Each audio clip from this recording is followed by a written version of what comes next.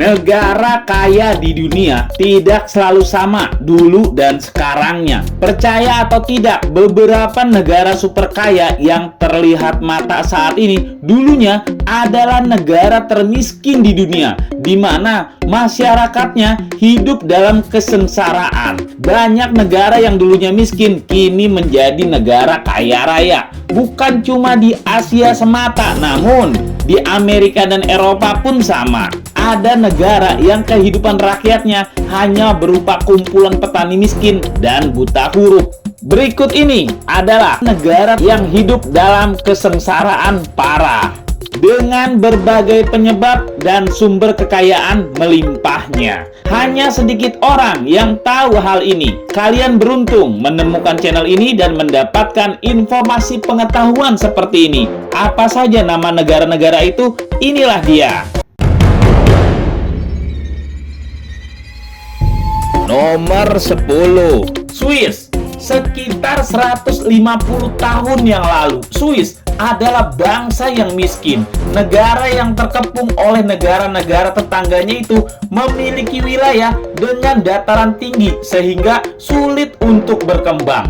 Industri di Swiss juga relatif primitif dan serba terbelakang. Sebagian besar penduduknya berada di desa dan hidup dalam garis kemiskinan. Pada akhir abad ke-19, periode industrialisasi menjadi peluang bagi Swiss dengan melakukan transformasi ekonomi. Swiss memilih mengembangkan sektor perbankan dan pariwisata. Itu yang menjadikan Swiss berkembang sangat cepat dan menjadi negara maju. Momentum berlanjut pada abad ke-20. Kebijakan netral Swiss menguntungkan negara itu dalam dua peperangan dunia. Swiss juga mengambil keuntungan dari sektor senjata dan pinjaman perbankan sehingga memperkuat perekonomian mereka dan langsung membaik. Saat ini, Swiss dianggap sebagai salah satu negara dengan pendapatan per kapita tertinggi di dunia. Negara ini dikenal karena stabilitas ekonominya, sistem perbankannya yang kuat, dan sektor keuangannya yang terus berkembang. Swiss memiliki ekonomi yang beragam dan sangat kuat. Industri utama di Swiss termasuk manufaktur,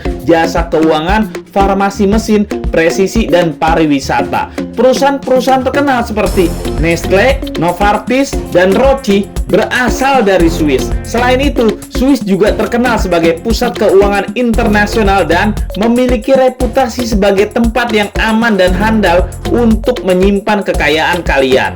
Swiss memiliki standar hidup yang tinggi dengan sistem perawatan kesehatan dan pendidikan yang berkualitas. Negara ini juga dikenal dengan infrastruktur yang super canggih, transportasi yang efisien, dan lingkungan yang super bersih.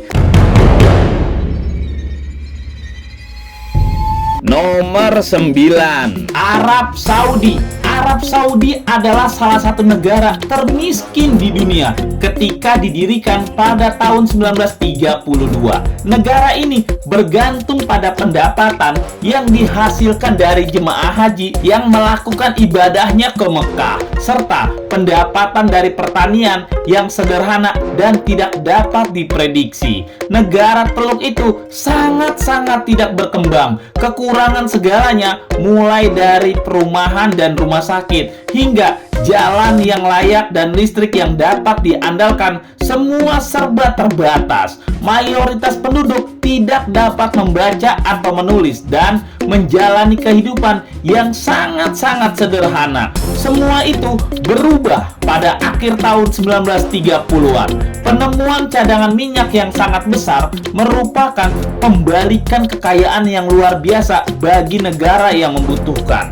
Sumur minyak Saudi memompa keluar barel demi barel minyak bumi, tetapi negara itu benar-benar mendapatkan keuntungan yang besar dari sumber alam itu. Arab Saudi pun menjelma menjadi salah satu negara dengan kekayaan sumber daya alam yang melimpah, terutama dalam hal minyak bumi.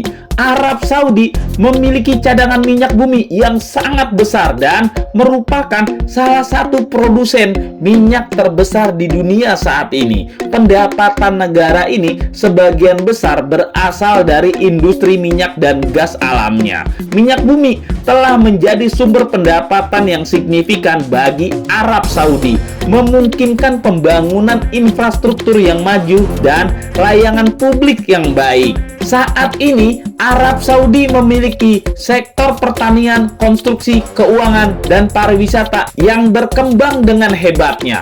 Walaupun terdapat ketimpangan pendapatan di dalam masyarakatnya, Arab Saudi tetap telah berupaya untuk meningkatkan kualitas hidup penduduknya melalui berbagai program dan kebijakan-kebijakan pembangunannya. Nomor 8, Brunei. Sebelum ditemukan cadangan minyak pada tahun 1929, Brunei merupakan jajahan Inggris dengan tingkat kemiskinan yang sangat tinggi. Dulu, Brunei sangat bergantung pada ekspor sagu dan karet. Ketika Great Depression dan Perang Dunia II yang mendorong pertumbuhan industri minyak, Brunei menjadi negara kaya pada tahun 1940 karena mengekspor emas hitam. Dari keuntungan minyak tersebut, pemerintahnya melakukan reformasi infrastruktur dan menciptakan sistem pendidikan yang maju, serta meningkatkan fasilitas kesehatan publik. Hingga akhirnya Brunei menjadi salah satu negara dengan pendapatan per kapita tertinggi di dunia. Negara ini kaya akan sumber alam, terutama minyak dan gas alam. Brunei menjadi salah satu cadangan minyak dan gas alam yang signifikan di dunia. Pendapatan yang diperoleh dari industri energi ini telah membantu Brunei mencapai standar hidup yang tinggi bagi penduduknya. Negara ini memiliki sistem perawatan kesehatan dan pendidikan yang baik, serta infrastruktur yang maju. Selain itu, Brunei juga memiliki kebijakan sosial yang inklusif dengan pemerintah yang memberikan berbagai program kesehatan dan subsidi untuk rakyat-rakyatnya.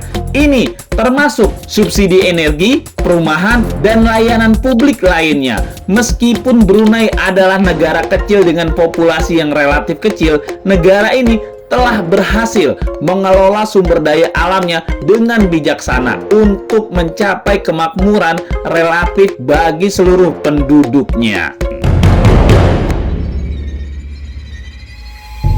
Nomor 7, Irlandia. Pada awal tahun 1990-an, Irlandia merupakan salah satu negara termiskin di Eropa dengan pengangguran dan inflasi tinggi hingga pertumbuhan ekonominya pun terhenti. Standar hidup secara umumnya rendah dan banyak penduduk pedesaan berjuang untuk bertahan hidup dalam kesengsaraan. Pesta bertambah parah pada tahun 2008 ketika ekonomi Irlandia jatuh ke dalam resesi.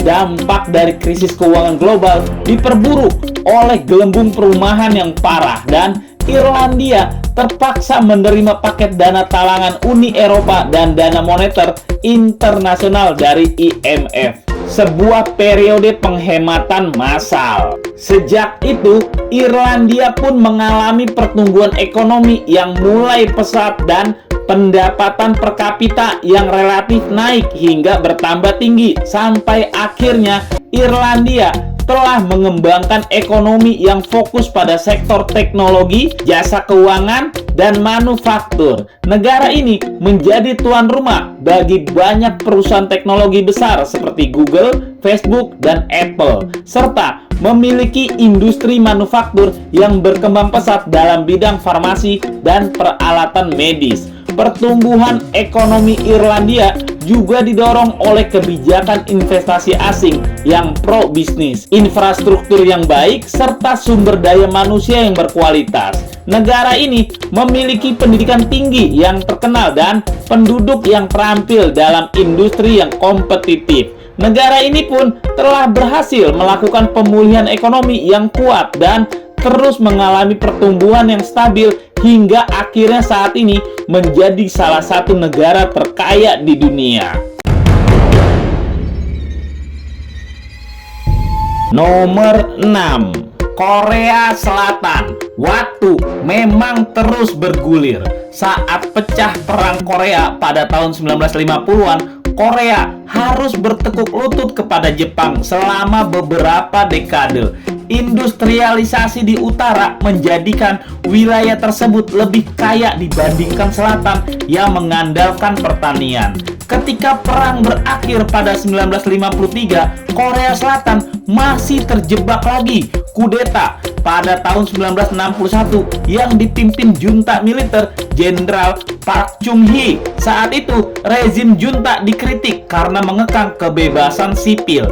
Keluarga konglomerat Korea Selatan seperti Samsung dan LG mendapatkan pinjaman besar dari sektor perbankan dan mendapatkan perlakuan istimewa dari pemerintah. Semakin kesini, Korea Selatan pun menjadi salah satu negara dengan ekonomi terbesar di dunia dan memiliki pendapatan per kapita yang relatif tinggi. Sampai akhirnya negara ini terkenal dengan industri manufaktur yang kuat, terutama dalam bidang teknologi elektronik, otomotif, dan produk elektronik konsumen.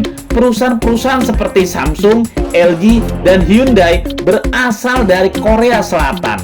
Penduduk Korea Selatan menikmati standar hidup yang tinggi dengan sistem perawatan kesehatan yang baik, pendidikan yang berkualitas, dan infrastruktur yang modern. Secara keseluruhan, Korea Selatan terus mengalami perkembangan ekonomi yang signifikan dan menjadi anggota Organisasi untuk Kerjasama dan Pembangunan Ekonomi atau OECD.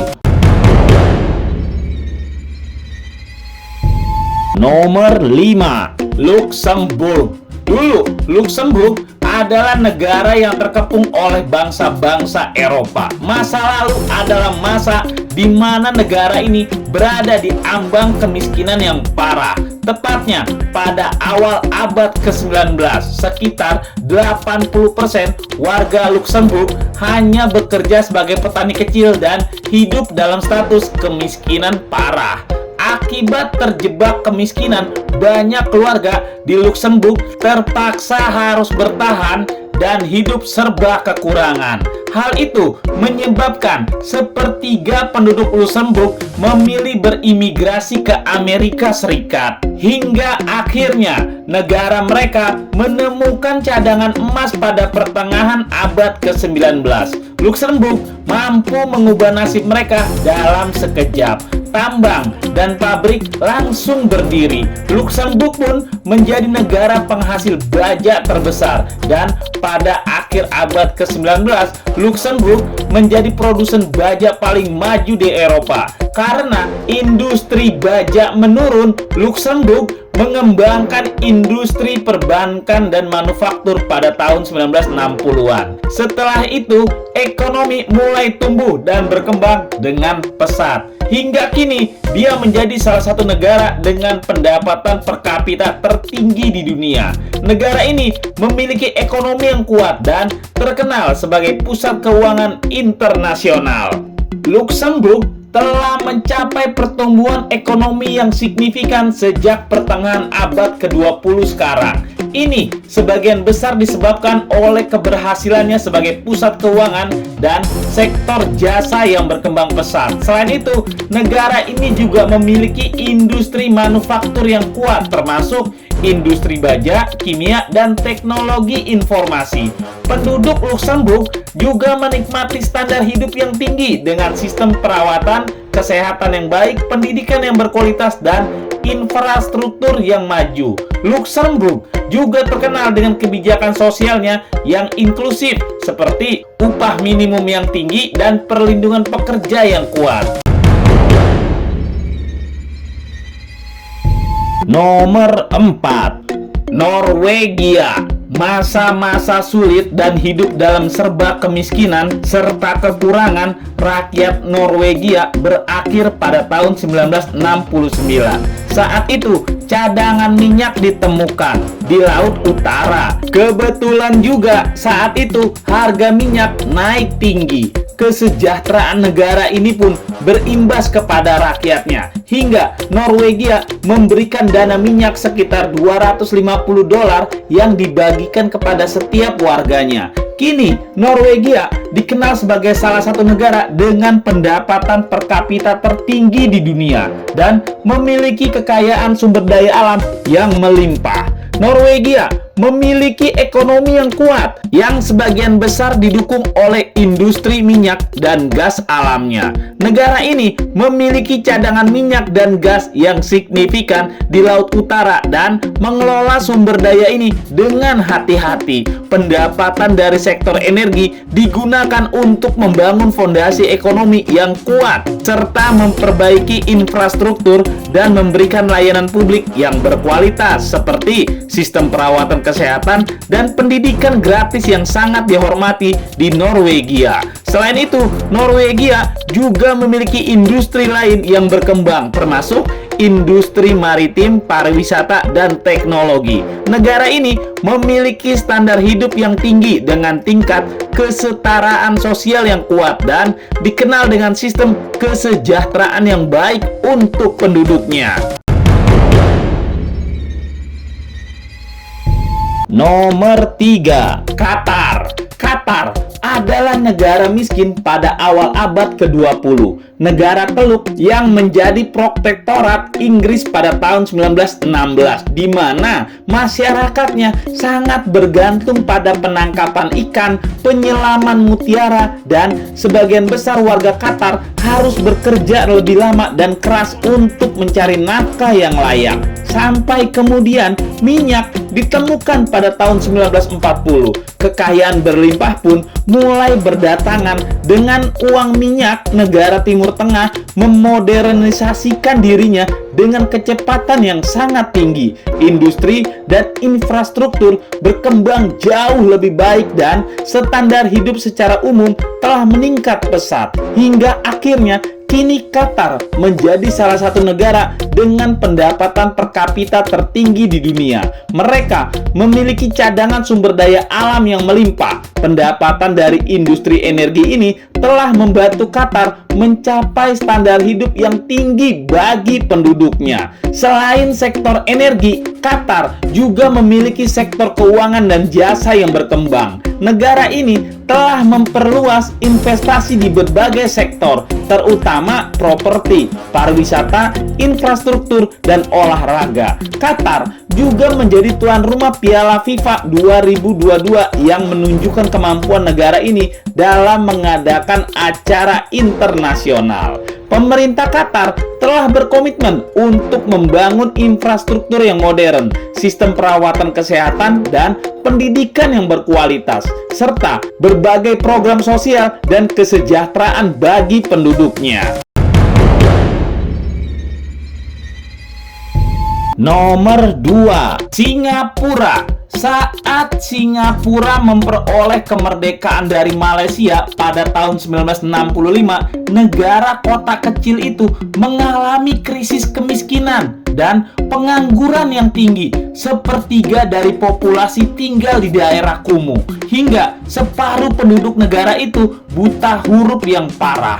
Tanpa sumber daya alam, prospek ekonomi, Singapura memang terlihat sangat suram. Penyelamat negara itu adalah Perdana Menteri pertamanya, Lee Kuan Yew, yang mengubah Singapura menjadi kota metropolis yang sangat maju. Perdana Menteri yang visioner itu merombak sistem pendidikan dan menjadikan bahasa Inggris sebagai bahasa umum, menciptakan tenaga kerja multibahasa yang sangat terampil. Itulah langkah-langkah awal memajukan Singapura. Pada saat yang sama juga, Lee memberantas korupsi, memangkas pajak, dan melarang serikat pekerja dalam upaya untuk menarik investasi asing. Kebijakan Lee memiliki efek yang diinginkan oleh para investor dan uang asing pun mengalir masuk, merangsang pertumbuhan ekonomi.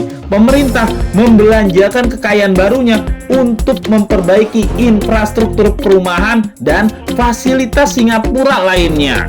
Saat ini, Singapura dikenal sebagai salah satu negara dengan pendapatan per kapita tertinggi di dunia dan memiliki ekonomi yang sangat maju. Singapura telah mencapai pertumbuhan ekonomi yang pesat dan telah berhasil menciptakan lingkungan bisnis yang kondusif sehingga menjadi salah satu pusat keuangan dan perdagangan terkemuka di dunia. Singapura memiliki sektor manufaktur yang kuat, terutama dalam bidang elektronik, kimia, dan farmasi. Selain itu, sektor jasa seperti pariwisata, transportasi, dan teknologi informasi juga berperan penting dalam ekonomi Singapura. Dengan standar hidup yang tinggi, sistem pendidikan dan perawatan kesehatan yang berkualitas, serta infrastruktur yang modern, hingga memiliki tata kota yang canggih dan dikenal dengan kebersihan serta keamanannya. Meskipun Singapura adalah negara kecil dengan sumber daya alam yang terbatas, negara ini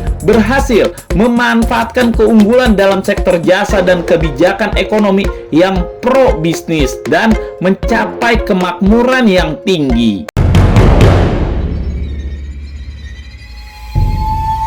Nomor 1, Spanyol. Spanyol dulunya merupakan negara agraris termiskin di Eropa. Negara itu pernah mengalami kehancuran parah akibat perang saudara pada tahun 1930-an. Itu mengakibatkan kediktatoran represif yang melumpuhkan ekonomi selama beberapa dekade dengan situasi keuangan buruk sepanjang tahun 1950-an. Pemerintah fasis Jenderal Francisco Franco hanya berfokus pada swasembada ekonomi selama beberapa dekade sehingga menutup Spanyol dari dunia luar dan membatasi impor. Kebijakan ini menyebabkan pertumbuhan mencapai nilai negatif, mata uang terdevaluasi, dan kekurangan barang-barang penting yang parah. Bahkan saat negara-negara Eropa Barat menjadi kaya raya, Spanyol justru terus mengalami kemunduran. Hingga pada tahun 1959, Franco mengubah taktik dan mengganti menteri yang tua-tua dalam pemerintahannya dengan menteri yang lebih muda dan liberal secara ekonomi. Dia memprakarsai rencana pembangunan Spanyol dalam bidang ekonomi. Selama tahun 1960-an, Spanyol mengalami industrialisasi besar-besaran dan membuka diri terhadap dunia luar.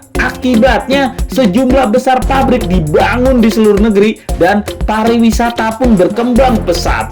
Perlahan-lahan Spanyol menjadi negara dengan ekonomi yang relatif maju di Eropa dan meningkatkan tingkat pendapatan per kapita yang signifikan.